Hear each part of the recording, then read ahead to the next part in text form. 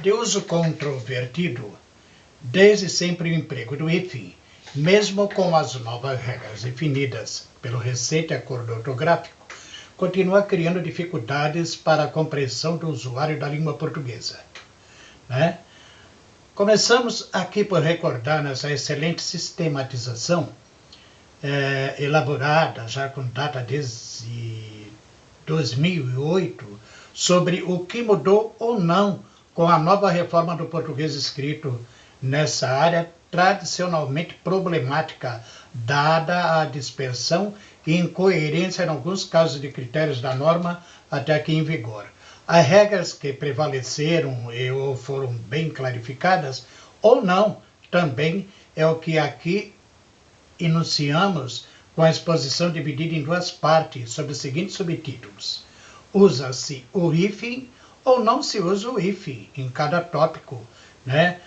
Eu acrescento exemplos e também observações consideradas necessárias para melhor esclarecimento em cada um deles. Bem, continua a ser usado o hífen em caso de composição por justaposição. Note-se que, nesse caso específico, não entra em questão a derivação como processo formador de palavras com seus prefixos e falsos prefixos, ok? Situação que, aliás, exige outra compreensão, mas tão somente nos termos compostos. Desse modo, né, persiste o hífen em palavras compostas, formada por substantivo mais substantivo, como vemos aqui no caso 1, substantivo mais substantivo. Pegamos a palavra pombo, correio, são dois substantivos, né? Colocamos o tracinho hífen, pombo, hífen, correio. Médico, cirurgião, tenente, coronel, decreto-lei, arco-íris, turma piloto, ano-luz, todos esses casos de substantivo e mais substantivos, ele recebe o tracinho do hífen, tá ok? Separando os termos. Bem, no caso 2, podemos observar o substantivo mais o adjetivo, como no caso amor perfeito, guarda noturno, cajá mirim, obra-prima, capitão mor, conta corrente, aquela que você abre em banco, né? Erva doce. Eu vou colocar um detalhezinho só aqui, quando eu falei de guarda noturno, vamos observar, porque mais adiante nós vamos observar que esse guarda, aqui ele se trata de um substantivo, guarda noturno, que se trata de um oficial. Numa próxima observação, agora não lembro se é no 4, no 5, no 6, eu vou ver o caso em que esse guarda é o verbo, do verbo guardar. Aqui não, aqui ele se trata de substantivo, tá? Então, todos esses substantivos mais o adjetivo, eles são separados, né, esses termos, por hífen. Amor perfeito, guarda noturno, cajamirim, obra-prima, capitão mor, conta corrente, erva doce, e assim vai, né, por aí afora.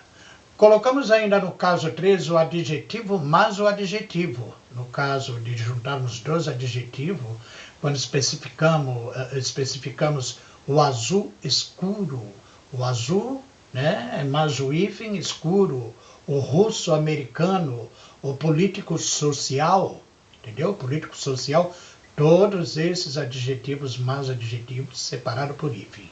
No caso 4, então nós observamos o adjetivo de forma reduzida. Eu vou explicar o adjetivo de forma reduzida mais o adjetivo normal, tá? O adjetivo com forma reduzida se trata daquele adjetivo, por exemplo, pegamos o termo italiano, então queremos reduzir esse adjetivo, classificamos ele como ítalo, tá?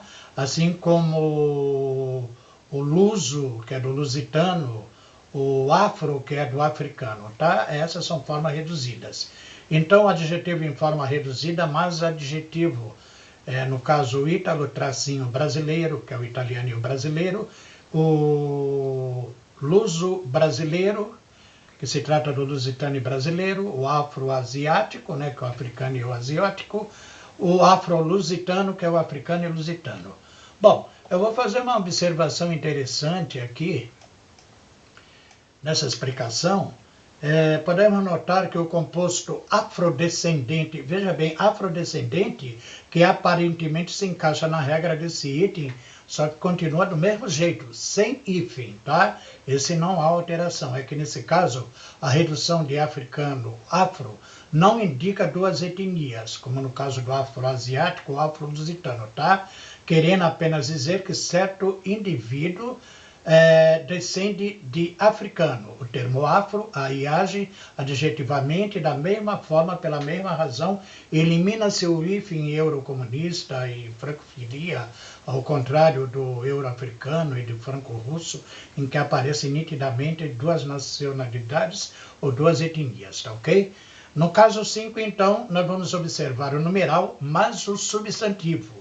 No caso numeral que você já conhece, 1, 2, 3, segundo, primeiro, terceiro, segunda, terça e assim por diante. Então, numeral mais substantivo, como no caso primeiro ministro, leva hífen.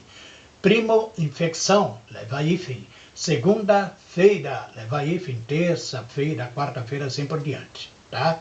No caso 6, nós vamos observar o verbo mais o substantivo, ok? Como na palavra, nós vemos o verbo conta, e gota substantivo, né? Verbo mais substantivo, também leva hífen. Guarda-roupa, olha aquele caso que eu falei, que no primeiro caso seria o guarda noturno, que se trata de um substantivo, e agora não, é o guarda-roupa, do verbo guardar. Toca-disco, né? Finca-pé e outros mais por aí afora, tá? Já no caso 6, no caso 7, nós vamos ver o substantivo unido por preposição. Olha que interessante. Substantivo unido por preposição. Como na palavra pé de moleque, pão de ló, mão de obra. Ó, pé, hífen, preposição, hífen, moleque, que é o substantivo, né? Pão, tracinho, que é o hífen, preposição, hífen, de ló e mão de obra. Legal?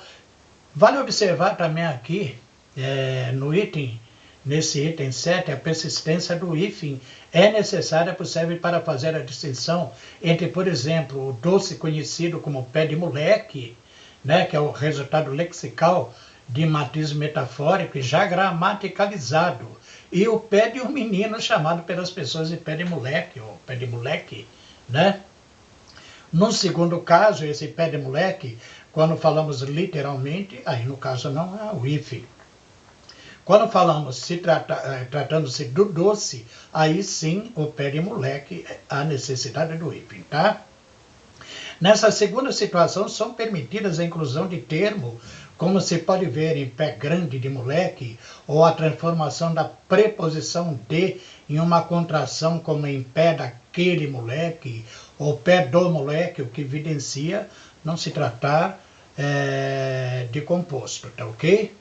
Bem, já no 8, aqui nessa explicação, nós vamos colocar os verbos ou substantivos repetidos, né? Verbos ou substantivo repetido, como quero, né? Do verbo querer, ruge, ruge, né? Ruge, ruge, tico, tico, né? São verbos ou substantivos sempre repetidos, tá? Nada mudou, na verdade, em relação ao que era antes do acordo, nos 8 casos aqui explicitados. Não aparece nenhum prefixo, trata-se só de termos de base nominal, adjetival, numeral ou verbal, formados pelo processo de composição por justaposição e a justaposição de palavras sem, no caso, incluir jamais prefixos ou falsos prefixos, que determina, salvo algumas exceções, que as palavras do conjunto se separem por hífen, tá ok? Bom, está aí então essa explicação, assim bem enxugada. Numa próxima ocasião, então, eu vou fazer algumas colocações numa próxima aula sobre prefixos ou falsos prefixos, esses que levam realmente o hífen. Hoje nós vamos ficar por aqui e já vou aproveitando para agradecer as mais de 2.000 pessoas, mais de 2.000 alunos aí que estão curtindo, estão comentando, estão interagindo comigo em português, na página do Facebook, né, que eu gerencio, português para provas e concursos, já atingindo uma boa parte dos estados brasileiros, como Piauí. Nós estamos também no Rio Grande do Sul, agradecendo o pessoal do Rio Grande do Sul, do Acre, de Pernambuco e outros lugares mais assim. São bastante estados realmente.